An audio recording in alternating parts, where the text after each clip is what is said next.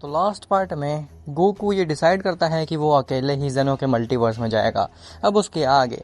लेकिन उससे पहले तुम वीडियो को लाइक करो, और अगर तुम्हें ऐसा ही मांगा सुनने पसंद है तो चैनल को भी सब्सक्राइब कर देना, ताकि आगे आने वाले वीडियोस तुम्हें सबसे पहले मिल सकें। खैर, तो गोकू जैसे ही पहुंचता है जेनो के मल्टीवर्स में, वो सीधा जाता है जेनो के पास में। जेनो कहता है, आखिर आपको दोबारा से मेरे पास कैसे आना हुआ? तो गोकू कहता है, क्या अब मुझे तुमसे परमिशन लेनी होगी मेरे ही बनाए मल्टीवर्स में आने के लिए? जेनो कहता है, मेरा वो मतलब नहीं था, मैं बस ये जानना चाहता था कि आखिर आपको क्या काम था जो आप इस मल्टीवर्स में दोबारा से आए। तो गोकू कहता है कि वो काम ऐसा है जिसे मैं तुम्हें नहीं बता सकता, और मैं तुम्हें बता भी दूंगा तो तुम कुछ भी नहीं कर पाओगे। जेनो कहता है, मैं समझा नहीं। तो गोकू कहता है कि वो सब छोड़ो, क्या तुम्हें कोई अजीब सी की महसूस हुई है जेनो? तो जेनो कहता है कि नहीं, हमें तो कोई भी अजीब सी की महसूस नहीं हुई। क्या कोई प्रॉब्लम है क्या हमारे मल्टीवर्स में?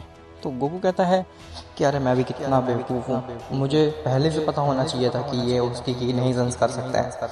गोकू कहता है कि नहीं, ऐसी कोई बात नहीं है, फिलहाल मैं जाता हूँ अपने यूनिवर्स 7 में। जिसके बाद गोकू वहाँ से गायब हो जाता है। ग्रैंड प्रिंस जेनोस कहता है कि लॉर्ड जेनो, क्या आपको इनका बिहेवियर कुछ ज़्यादा ही अजीब नहीं नज़र आ रहा था? जेनो कहता है, हाँ, पिछली बार से ये काफ़ी ज़्यादा पैनिक में थे। आखिर ऐसी क्या बात है? मुझे ज़रूर लगता है कि कोई सीरियस बात है। गोकू पहुंचता है यूनिवर्स 7 में, अर्थ में। जैसे ही वो चीची के पास पहुंचता है, वो देखता है कि गुहान वहाँ पे नहीं है। गोकू चीची से पूछता है कि आखिर गुहान कहाँ पे है? तो चीची कहती है कि गुहान को बुल्मा ने किसी बींग के पास भेजा है ताकि वो अपने इटरनल पावर को अनलॉक कर सके। गोकू कहता है, अगर ऐसी बात है तो फिर मुझे बुल्मा से ही जा करके बात करनी पड़ेगी। जिसके बाद चीची काफ़ी ज़्यादा रोकने की कोशिश करती है गोकू को, लेकिन वो नहीं रुकता और वो बुल्मा के पास जाता है। गोकू बुल्मा से कहता है कि आखिर तुमने मेरे गुहान को किसके पास भेजा है ट्रेनिंग के लिए? तो बुल्मा बताती है, वो तो इस यूनिवर्स के एंजल और डिस्ट्रॉयर के पास है। गोकू कहता है कि तुम्हें ज़रा भी आइडिया है कि तुमने क्या कर दिया है? बुल्मा कहती है, आखिर ऐसी क्या गलती की मैंने?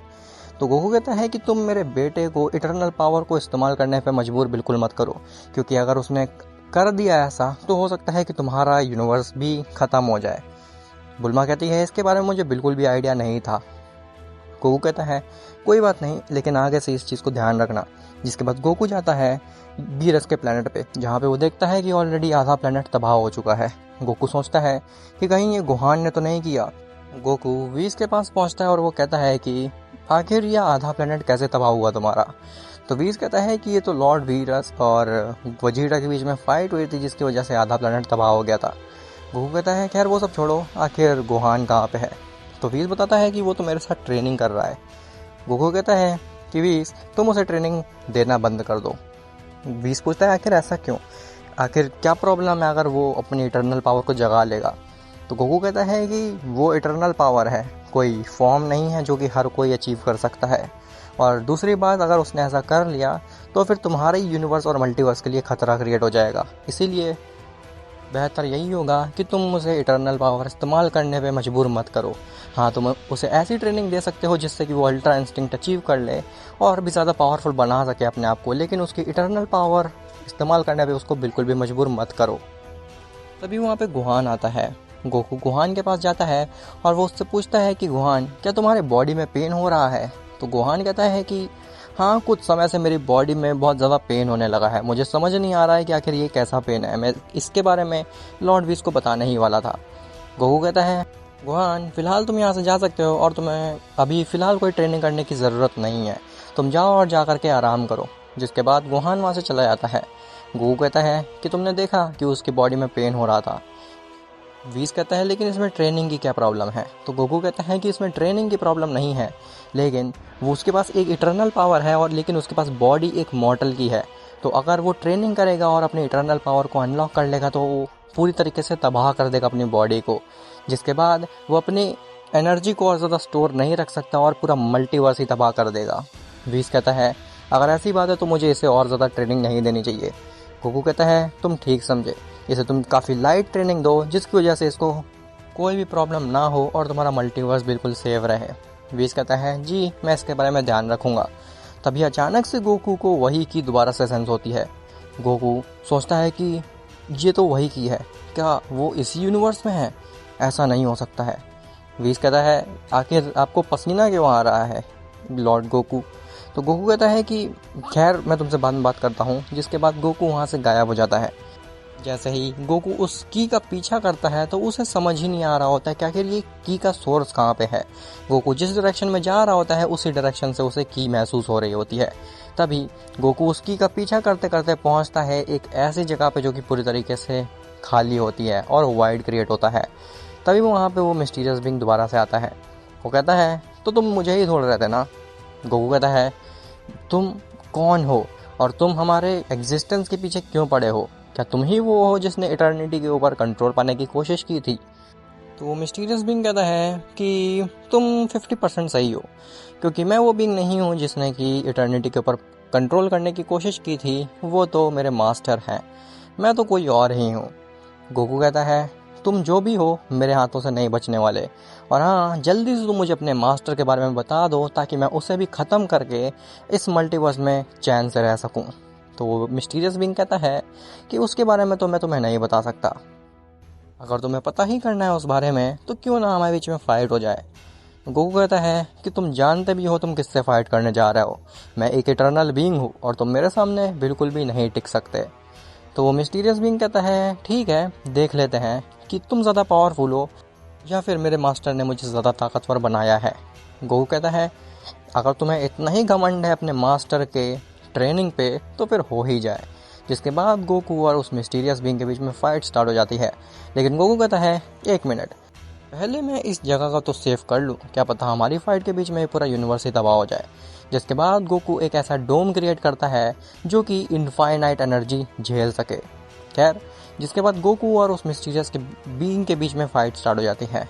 गोकू पहले तो उस बीइंग को काफ़ी ज़्यादा हल्के में लेता है और अपने केवल टेलीकिनेसिस की मदद से उस बीइंग को कंट्रोल करने लगता है।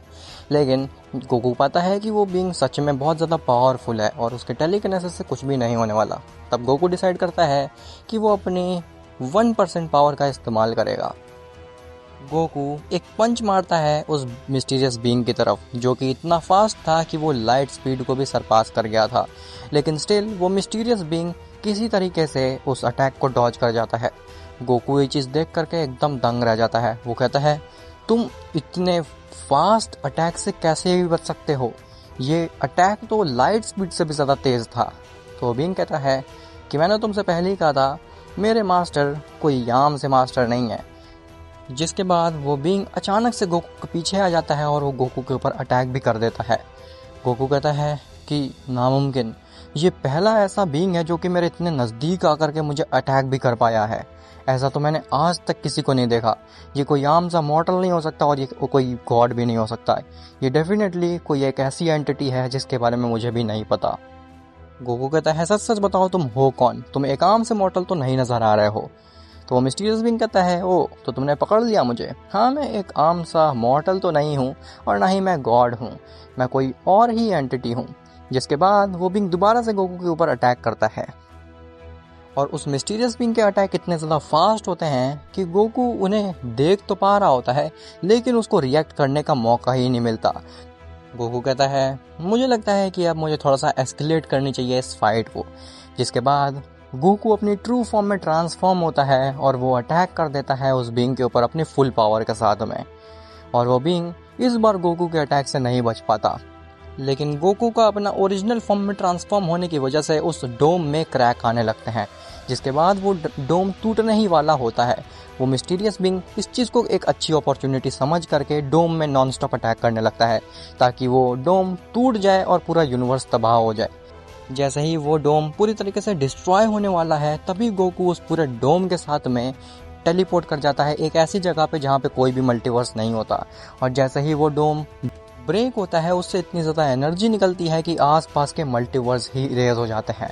जिसके बाद वो मिस्टीरियस सा बीइंग दोबारा से गायब हो जाता है। गोकू कहता है कि अच्छा हुआ मैंने अपनी फुल पावर को ज़्यादा देर तक सस्टेन नहीं रखा, क्योंकि अगर मैं ऐसा कर देता तो वो मल्टीवर्स ख़त्म हो जाता मेरे बेटे के साथ में।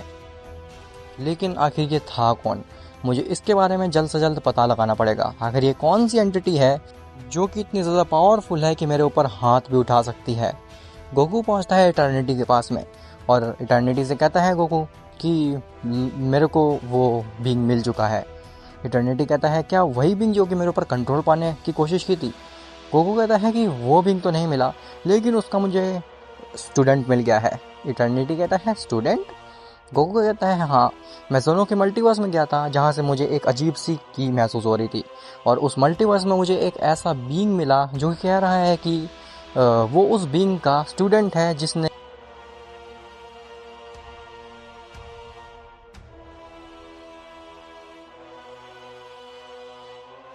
तो गोकू कहता है कि मैंने उसके साथ फाइट की थी, लेकिन वो कोई आम सा मॉडल या फिर गॉड नहीं था। क्या मैं जान सकता हूँ कि आखिर वो कौन सी एंटिटी थी, क्योंकि उस बीइंग ने मेरे ऊपर अटैक भी कर दिया था। इटर्निटी ये चीज़ सुन करके खुद हैरान रह जाता है। वो कहता है उसने तुम्हारे ऊपर अटैक कर दिया था? आखिर ऐसा कैसे मुमकिन है? कोई एक इटर्नल बीइंग के ऊपर हाथ कैसे ही उठा सकता है? तो गोकू कहता है कि वो मुझे नहीं पता, लेकिन वो कह रहा था कि ना ही वो मॉर्टल है और ना ही वो गॉड है, वो एक ऐसी एंटिटी है जो कि बहुत ही ज़्यादा पावरफुल है। इटर्निटी कहता है लेकिन अगर तुम पूरा मल्टीवर्स ही इरेज कर देते तो उसको मौका ही नहीं मिलता बचने का, आखिर तुमने पूरे मल्टीवर्स को क्यों नहीं तबाह किया? तो गोकू कहता है कि मुझे लगता है कि उसे पहले ही से पता था कि मेरा बेटा है उस मल्टीवर्स में, इसीलिए वो जानबूझ के उसी मल्टीवर्स में गया ताकि मैं मजबूर हो जाऊं उस मल्टीवर्स में आकर के उससे फाइट करने के लिए। और वो मुझे ये दिखाना चाहता था कि केवल मैं और आप ही इतने ज़्यादा पावरफुल नहीं हैं कि उस एग्जिस्टेंस को संभाल सकें, बल्कि कुछ ऐसे बीइंग्स भी हैं जो कि उस एग्जिस्टेंस को हथिया भी सकते हैं। इटर्निटी कहता है गोकू, इस बार वो तुम्हारे हाथों से नहीं बचना चाहिए, इस बार तुम उसे पूरी तरीके से ख़त्म करके रख देना। आखिर मैं भी तो देखूं कि वो कितना ही ज़्यादा ताकतवर है और कितनी आगे निकल सकता है। गोकू कहता है कि हाँ, मैं भी ऐसे कैजुअली फाइट कर रहा था, मैं तो सीरियस हुआ ही नहीं था, क्योंकि अगर मैं सीरियस हो जाता तो फिर हो सकता था कि काफ़ी सारे मल्टीवर्स आराम से इरेज हो जाते। अब क्या गोकू उस मिस्टीरियस बीइंग के बारे में पता लगा पाएगा कि आखिर वो कौन है और आखिर उसका मास्टर कौन है? और क्या गोहान सच में अपनी इटर्नल पावर अब नहीं अचीव कर पाएगा? ये सब तुम्हें पता चलेगा नेक्स्ट पार्ट में।